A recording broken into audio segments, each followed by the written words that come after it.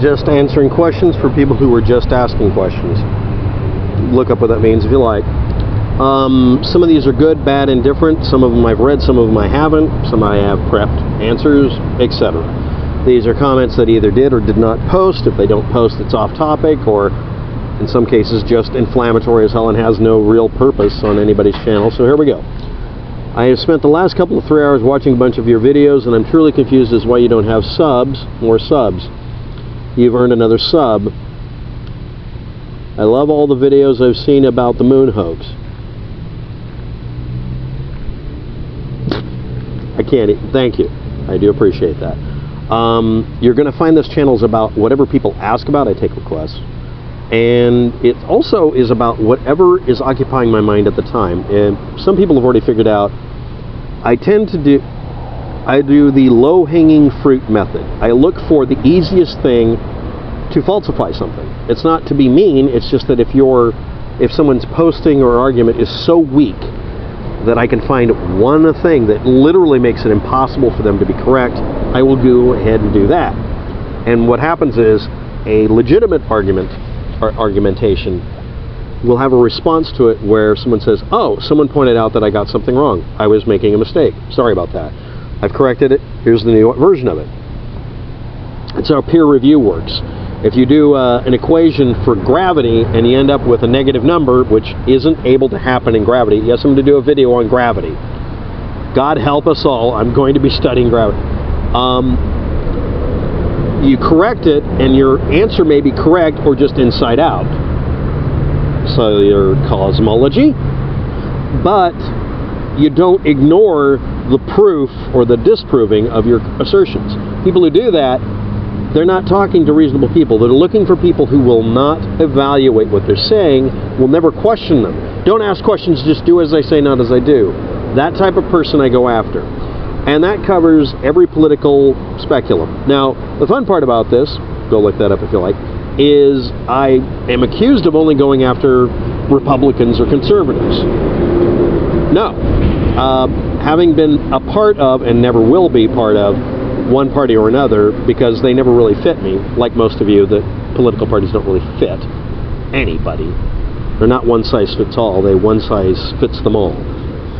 M-A-L-L. So, or Mal, I critique liberals in person. I critique conservatives over the internet primarily. There seems to be a bias on my part, but it's mostly because I critique, quote-unquote, my own people much more harshly into their faces, because they're self-defeating. If you're going to advocate for something I need you to do, please don't sabotage yourself by being as much of a jackass as your opponent, which seems to be the tendency for the last decade. So anyway, next.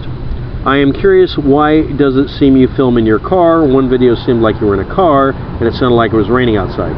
I live in a tent. I'm homeless. I don't live in a car because cars can be towed. Tents can be slashed.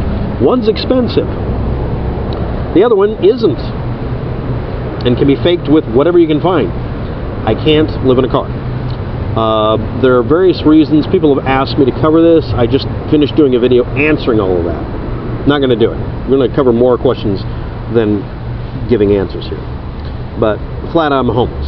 I also would like to point out that because of this, it makes it much more difficult for someone to intimidate me. So this has turned out to be an unintended advantage. Is there a reason you film in such low resolution? The reason is originally, and it's not anymore, but I still do it because this is what I have available. This means that I carry a laptop, now with a new battery that can last 3 hours, like the original did. It died and went to 8 minutes. Really, really quickly, in a week, it started dying. And I don't like buying batteries because, oh God, they're very, very temperamental things. When I filmed originally in higher resolution, YouTube would start sending more alerts. It was really obvious they didn't want people consuming more of their stinking bandwidth at the time. Some people might remember when your usage of the internet was metered by how much you used it. Some of you may be shocked. Some of you may not know that I'm going to segue into the net neutrality rules are being repealed. You don't want them repealed,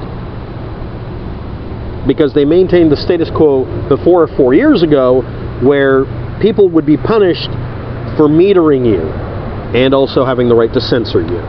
Please understand that every single bit of conservative horse crap about it is absolutely, completely false, but only just a little bit more than all the liberal horse crap you've been fed.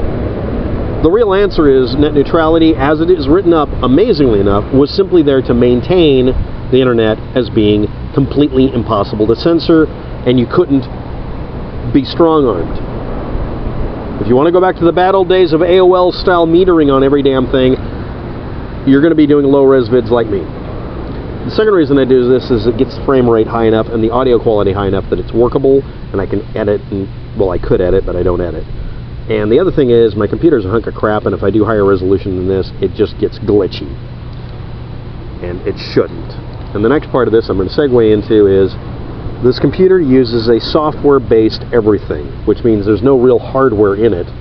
At least it tries not to have a hardware. This is a hardware-based video camera that's being used, and it's being run through on purpose, something to sandbag it, so you had to pay an upgrade price for the program that made it stop doing it.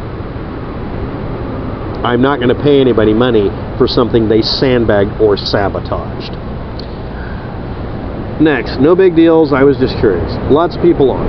There's also a set of questions about why I'm homeless. I'm going to do a video on, and it'll start with a PDF file. It's a PDF image that you print out if you want to get it. You don't get to vote on a Yuppie takeover. Just look that up and read it, and you'll understand what I'm going to do a video on. I'm just going to update it for 2017 and actually a year before. Waptek, do you believe there's a devil or evil spirit? I'll be doing that video. It's the same video. To be blunt, you don't have to have a god and have a devil. You can have just the devil or just a god, or neither, or both, if you want to. There's multiple combinations here. You can have multiple devils and multiple gods if you want to. The fact is that none of them have any proof of existing, so I require proof, or at least some strong indication of something. Are there evil forces at work? Of course they are. We call them politicians or despots, or sometimes they're the church. Sometimes the church is the good guy. Sometimes the government's the good guy. It's not just one thing.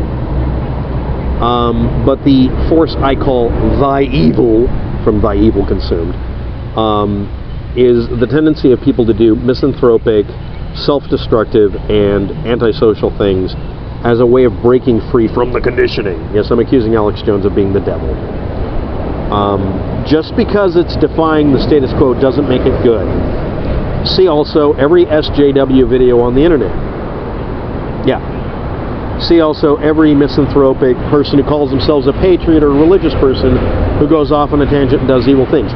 These things are part of the reactionary, reactive way human beings are. And yes, that did sound like the Church of Scientology.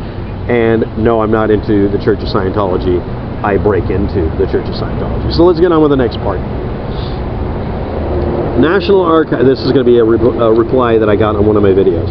National Archives, such and such, NAID, such and such numbers, Jalute Harbor, number 9, PL Marshall Islands, 80 years of U.S. and Japanese government shame have been kept classified for far too long. Amelia Earhart was spying, she was executed. Okay, what does the necessity of this mean? This is contrarianism. The image video this person was commenting on, the person only commented when they found out that that image had been debunked because it was taken years before Amelia Earhart was missing, so it's not a proof that she was captured. People like their pet theory that Amelia Earhart was a spy. And this is the story. I'm not kidding. Amelia Earhart was asked by the president himself, because the president of the United States totally would make sure he was involved in this, so there would be yet another layer of people to have to keep a secret. Getting a very famous person, instead of somebody unobtrusive like your grandma, to go somewhere in an airplane. Why would you have a woman do this instead of just a guy? The majority of pilots at the time were men. Why not just use something very generic? And make sure it's completely publicized where this person's traveling, so that if there was any deviation from flight pattern, you could legitimately shoot down the aircraft and capture the people aboard, call them spies, and kill them. It's just so crazy it might work. The answer is Amelia Earhart was not a spy for any government. She was doing exactly what was publicized that she was doing. This is that need everybody has. I'm going to delve it this way. This is a part of contrarianism where people need to look at the world around them and decide that they're being lied to so that they can find some secret in reality because they're in the know and they're part of the elite population who can find it. Or is it? I hate that expression, or is it? No, it isn't. It's literally, it is. People like taking apart puzzles. If there's no puzzle, if they're given all the information up ahead of time, they scream that it must be a lie. If you don't give them all the details, they say you're suppressing the truth. There's no way of satisfying certain varieties of people. And sometimes they're the same person who does the same kind of argument for both ideas. They argue no matter what. Argumentative personality disorder or something like that. The basic facts are that there is no reason to believe Amelia Earhart would go spying for somebody because there's no reason to. There's no value in it. That and the fact that the U.S. government had the U.S. government and the Japanese government have both revealed that they were spying on each other during that period of time, and you can have the details if you want to. They declassified that a long time ago because it's no longer relevant and nobody's going to get hurt. Most of the people who did it are dead. All of the operations are gone, and we're on good terms with the country. So we reveal the information so that we can say, oh, that weird thing that we saw, tie up loose ends and take them on, clear the books of all the BS. That's actually been done. The U.S. government and the Japanese government, like any other government that the United States ever interacted with, they exchange information. Sometimes you don't hear about it, but it's to clear the books so they don't keep investigating something they couldn't figure out. We found out later on about balloon bombs that actually hit the Oregon coast over there. And the Japanese government found out that we knew about it. We just asked everybody, for national security reasons, please don't repeat this, because if they find out it worked, they'll keep bombing. No, that can't be true. Why not? Why wouldn't we do that?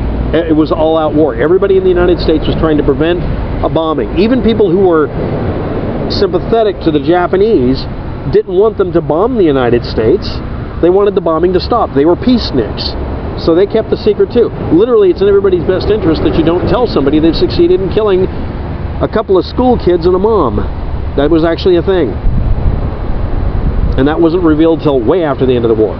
So that nobody would think of doing this. Until we had a way to effectively stop, literally, helium or hydrogen balloon-filled bombs from being usable. And then the information was revealed. The Japanese government got to, dot the I's and cross the T's and put all the, addendums and postscripts to all their stuff and put it away in the archives. Tying up loose ends keeps people from continuing to investigate. It's in everybody's best interest to reveal this. So both countries shared information back and forth. And some of it was, added to the archives and then declassified very quietly. People discovered this and found it in books. I found it. And that also includes the Marshall Islands and Amelia Earhart meme. It was told by people in the area. Nobody, zero, zilch, nobody in the Japanese government or the military ever said that. Nobody in the U.S. government ever said it at the time. People making up these stories post facto because they wanted to make books. Why would someone keep repeating this? What's your basis for it? There isn't one. There's a bunch of assertions at a tourist trap somewhere in the Marshall Islands or on another island somewhere. If it actually happened, why would the United States not say so? Well, it's proof they spied. We already offered the information to the Japanese government that we were spying on them at the time, because we were. Why wouldn't we say, oh yeah, the most famous person was spying and you guys killed her? That would be a political football. There is no rational reason to go off on that. Next.